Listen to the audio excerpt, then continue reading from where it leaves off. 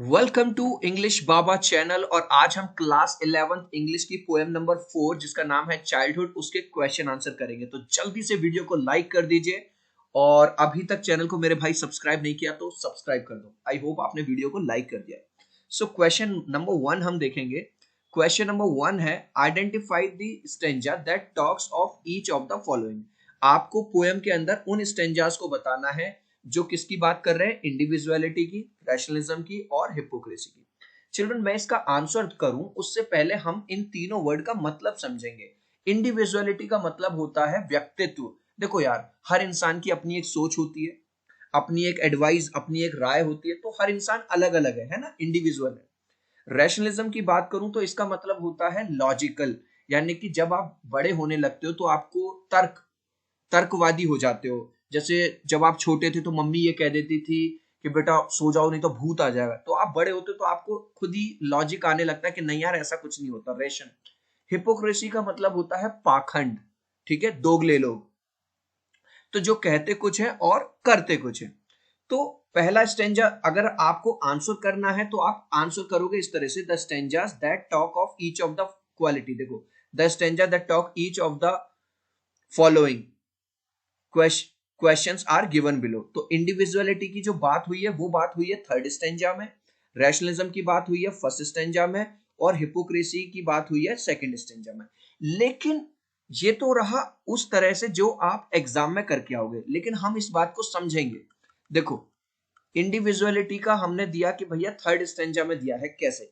ये आपका मैंने पोएम का थर्ड स्टेंजा उठा लिया, तो थर्ड स्टेंजा में ये लाइन मैंने रेड कर दी आपके लिए, to use which ever I. देखो यहाँ पे जो पोएट है अपने लिए ये कह रहा आई चूज, मैं चूज करता हूं, प्रोड्यूसिंग थॉट, मेरे अपनी खुद की सोच है, not those of other people. तो यानी वो अपनी बात कर रहा है, अपनी इंडिविजुअलिटी की बात कर रहा है। तो ये आ गया थर्ड स्टेंजा में।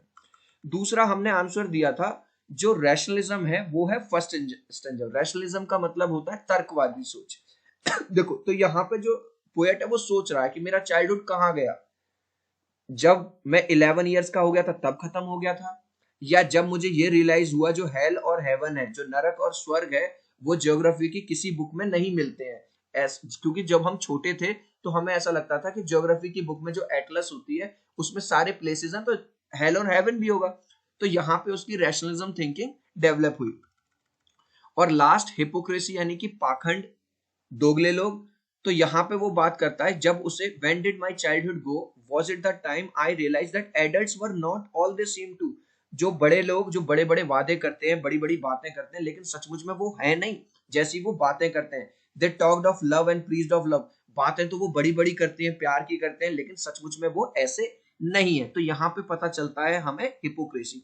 तो चिल्ड्रन, बस आपको आंसर लिखना है, केवल ये इतना। लेकिन समझाने के लिए मैंने आपको तीनों पैराग्राफ दिखा दिए और आपको समझा दिया। Now we will move on to question number 2। Children, अभी तक वीडियो को लाइक नहीं किया तो मेरे भाई लाइक जरूर कर देना। नेक्स्ट क्वेश्चन है, what according to the poem is involve in the process of growing up. जो पोएट है वो क्या कह रहा है, जब आप ग्रो होते हो तो उसमें किस किस चीजों का इन्वॉल्वमेंट है, क्या खोते हो और क्या पाते हो। According to the poem the loss of childhood is involve in the process of growing up. अब देखो, ये पूरी लाइन मैंने पूरी क्वेश्चन में से उठाई है, बस इसमें ये चीज, द लॉस ऑफ चाइल्डहुड। तो पोएम ये कह रही है कि जब आप बड़े होते हो तो आपको एक चीज खोनी पड़ती है, क्या? चाइल्डहुड आपका चला जाता है ना, बचपन। But as it is said, जैसा कि कहा जाता है, you need to lose something to get something. अगर कुछ पाने के लिए तुम्हें कुछ खोना पड़ता है। At one side if we lose our childhood, एक साइड अगर हम अपना बचपन खो देते हैं, but we get better understanding. लेकिन आप देखो, अब ठीक है बचपन अगर चला जाता है, ठीक है अच्छी बात है, बचपन एक बहुत अच्छा फेज होता है, लेकिन उसके बदले में हमें लॉजिकल रीजनिंग हमारी डेवलप होती है, understanding, better logical skills develop होते हैं, और हमारे अंदर एक खुद का सेल्फ कॉन्फिडेंस डेवलप होता है in the process of growing up. Okay, moving on to next question, what are the poet feelings towards childhood. Poet childhood को लेके क्या सोचता है। According to poet, childhood is one of the most important stages of human life. Childhood जो है, बचपन जो है, वो ह्यूमन लाइफ का सबसे अच्छी स्टेजेस में से एक है। पोएट इज समवेयर डिसअपॉइंटेड, लेकिन पोएट कहीं ना कहीं निराश भी है that he has lost his childhood, कि उसने अपना बचपन खो दिया है। He is trying to find the stage when he grew up and lost his childhood, और इस पूरी पोएम में वो स्टेज फाइंड आउट करने की कोशिश कर रहा है कि कब वो अचानक से बड़ा हो गया और उसने अपना जो बचपन है वो खो दिया। लास्ट क्वेश्चन है, which do you think are the most poetic lines और व्हाई? आपको पूरी पोएम में से सबसे पोएटिक लाइन्स कौन सी लगी और क्यों?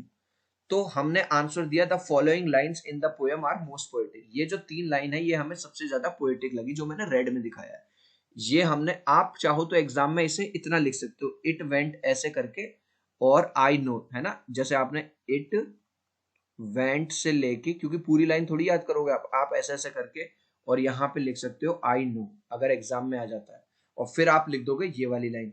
These lines are the most poetic lines, ये लाइन सबसे ज्यादा पोएटिक लाइन्स है ऑफ द पोएम, बिकॉज क्योंकि poet beautifully describe the disappearance of the his childhood, क्योंकि बड़े ही अच्छे तरीके से, बड़े ही प्यारे अंदाज से वो डिस्क्राइब करता है किस तरह से उसका अचानक से चाइल्डहुड गायब हो गया। He talks that innocence that reflects on infants face, वो बात करता है उस इनोसेंस की। देखो आप किसी भी छोटे बच्चे को देखोगे तो उस छोटे बच्चे में क्या है, एक मासूमियत झलकती है ना। During childhood a child believes in the things which are not true, और छोटा जब होता है बच्चा बचपन में उन चीजों पर भी विश्वास कर लेता है जो सच नहीं होती, है ना।